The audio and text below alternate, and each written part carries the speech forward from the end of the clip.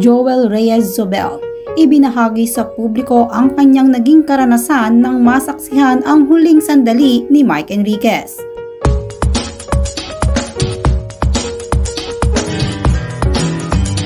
(3:04 PM) ng August 29, 2023, Martes ng araw, nang bawian ng buhay sa ICU sa St. Luke's Medical Center sa Quezon City ang hinahangaan at pinagpipitagang broadcast journalist na si Mike Enriquez.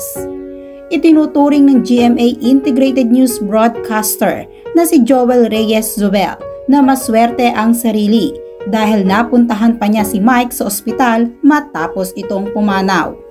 Sa pagbabahagi ni Joel, "Buti na lang pinayagan ako ng pamilya niya," sabi ni Joel nang saglit siyang makausap ng isang social media portal.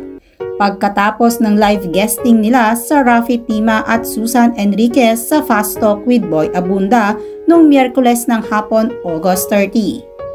Isa si Joel sa malapit na kaibigan ni Mike dahil bukod sa magkasama sila sa trabaho, ninong niya sa kasal ang namayapang broadcaster. Isa si Joel sa unang nakaalam tungkol sa paglisan ni Mike dahil sa tawag sa telepono na tanggap niya mula sa asawa ng yumao. Kwento pa niya kay Boy Abunda, "I got a missed call from Tita Baby. I was doing my program in the afternoon, mga 3:15 PM. So alam ko na may nangyari kasi hindi naman tumatawag si Tita Baby sa akin. I never got an update regarding Mike's condition from Tita Baby. And nakausap ko si Tita Rose, yung kanyang kapatid. I immediately called back. I called her back and yun nga, binanggit niya, wala na si Mike. He expired at 3:04 PM. I immediately asked her if I can visit the hospital. Sabi niya, hindi, okay lang. I think si Tita Baby hindi pa nagsisink in sa kanya kasi very immediate. So I decided to go the hospital from GMA.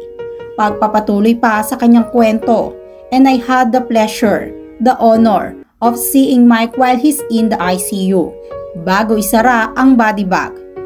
Nakapagpaalam ako at nakapagpasalamat. Thank you kay Katrina, yung kanyang pamangkin. Pinayagan akong makapasok. Ngayon pa lang actually nagsisink in sa amin na wala na si Mike." Saksi umano si Joel sa matinding pagmamahal ni Mike sa kanilang propesyon dahil kahit may nararamdaman ito ay patuloy pa rin ang paglilingkod ng kanyang kaibigan at mentor. Ani nito, his dedication to work grabe. One morning papasok siya, he will do new cast.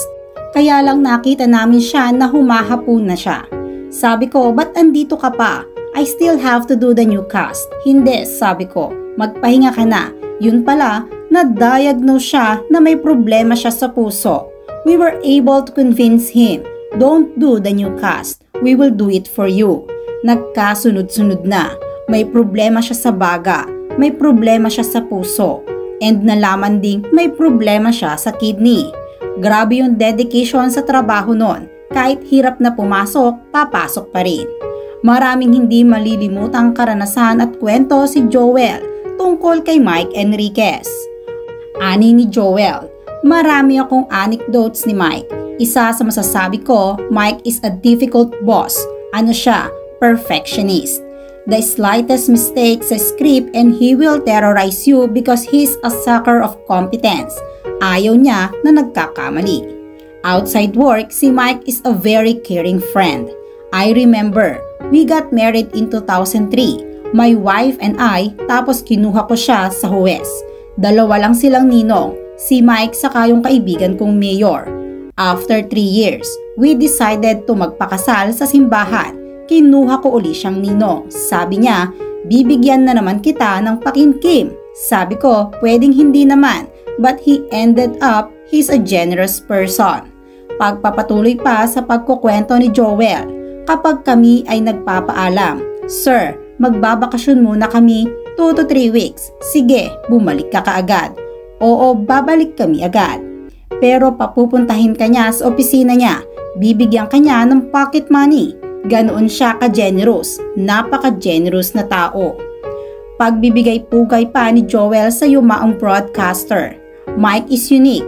there will never be a Mike Enriquez in the industry kasi Mike can make comic and news without sacrificing integrity. Pwedeng ang balita maging katatawanan na hindi mo na isasakripisyo yung essence ng balita. And only Mike Enriquez can do that.